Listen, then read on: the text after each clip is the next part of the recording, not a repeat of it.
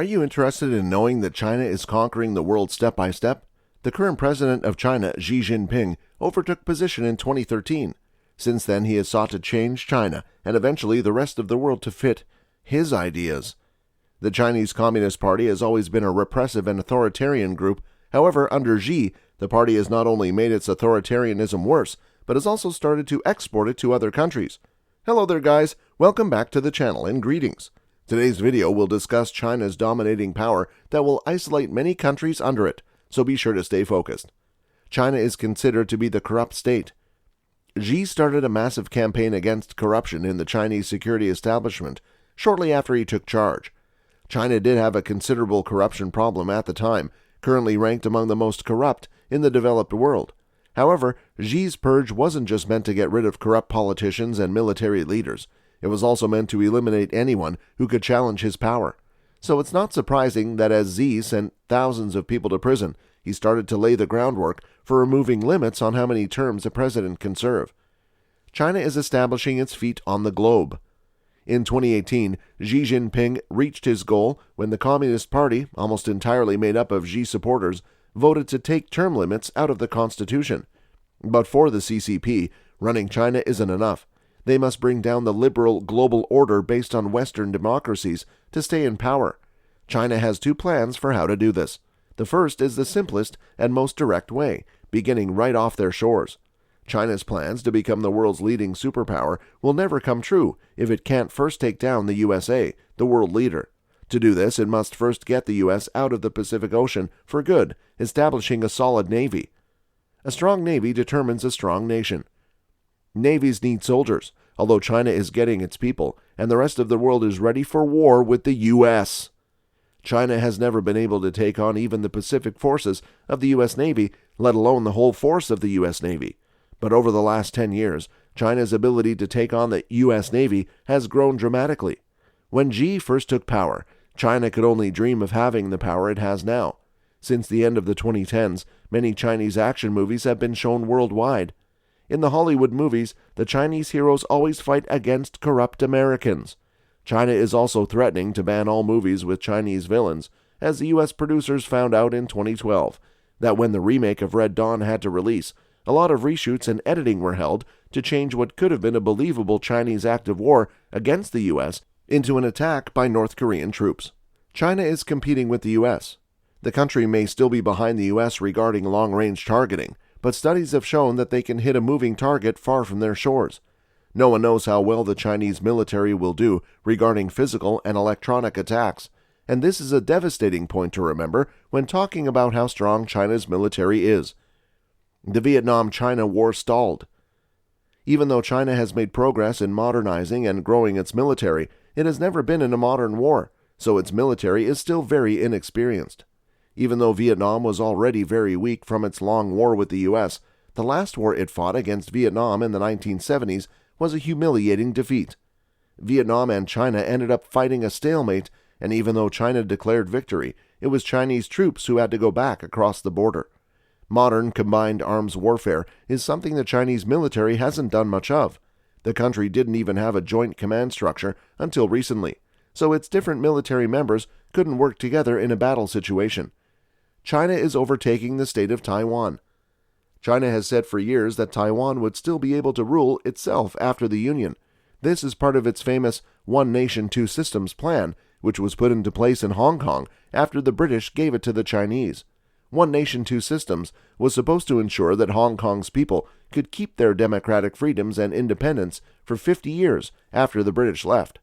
However, between 1997 and 2007, China broke the rights of 218 Hong Kong residents. Today, Beijing barely tries to hide how much power it has over Hong Kong. It tries to silence critics, buys and pays for politicians to work in the Hong Kong government, and even utilizes the local police against protesters who want democratic institutions. Taiwan canceled the contract. In 2019, Xi Jinping again offered Taiwan a one-country, two-systems deal if it reunited with China. Taiwan rejected the deal right away. Given how China has treated Hong Kong, it's hard not to see why Taiwan's president wholly and quickly rejected the idea of one country, two systems to bring Taiwan back into China's fold. Taiwan knows that once China has a foothold on its island, the representative democracy rights and freedoms it has had for generations will be gone. Taiwan's independence, on the other hand, is not only a threat to the future of the Chinese Communist Party, but also a vast military embarrassment for a country that wants to be seen as a global power. China vows to modernize its army. Xi Jinping is committed to modernizing the Chinese military and making it a world-class army by 2049, in time for the CCP's 100th anniversary. The Chinese Navy will continue to grow in size and power. To deal with this danger, the U.S. has started a new shipbuilding program and bought new classes of destroyers, submarines, and aircraft carriers. The U.S., on the other hand, has obligations all over the world, while China can put all of its forces against just one enemy, that is the U.S. This is a significant strategic problem for the U.S. if it ever has to fight China. China has one significant advantage that the U.S. doesn't have. China has no allies in the area right now and has few friends with any power. China's closest neighbors would instead work with the U.S. than with China now. But this is where soft power, the second part of China's plan to rule the world, comes into play. China needs to have enough economic and political power over its neighbors to get the U.S. out of the Pacific, to force them to be under its control instead of the U.S.'s. To do this, China has started a multi-pronged offensive against its regional neighbors. This offensive uses charm, appeasement, political manipulation, and even direct economic coercion. Beijing's charm offensive didn't work out the way they had hoped. Instead, it brought Australia and the U.S. even closer together, so much so that Australia is now part of a pact with the U.S. and the U.K. to defend the Pacific. China imposed financial sanctions on Australia. When Australia and the U.S. called out China for its violations of human rights and the genocide of the Uyghur people, China punished Australia economically by putting high tariffs on Australian goods and imposing outright punishments. In response to these actions, a Chinese official said that they won't let any country profit from doing business with China while making false accusations, smearing China, and working against China's core interests for ideological reasons. The lie that hurt Beijing so much?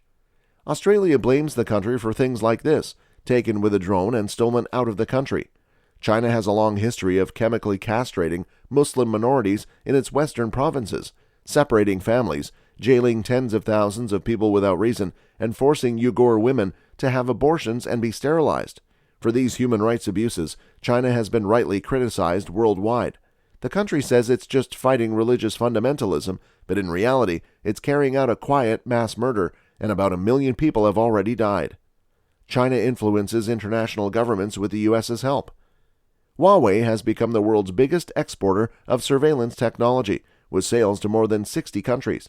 China even builds whole surveillance networks for other countries.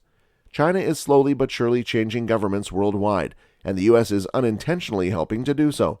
Under Trump, the U.S. took a step back from its position as the world's leader.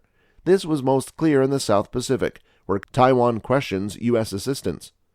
China's growing economic power is hard to stop, even though African and Middle Eastern countries are becoming increasingly aware of how exploitative the Belt and Road Initiative is. The same can be said about China's increasing military power. Taiwan is in the challenging position of having to fight a growing giant on its doorstep while not knowing if the U.S. will defend it or not. And because the U.S. keeps hesitating on the world stage, everyone else is starting to have to ask its own the same dilemma. Is it better to satisfy the Chinese Communist Party or threat to become its next target? That's all we have for you today. Take a look at how you can judge China's existence more significantly. If you enjoyed this video, give it a thumbs up. If you don't want to miss any future videos, subscribe to the channel and switch on notifications.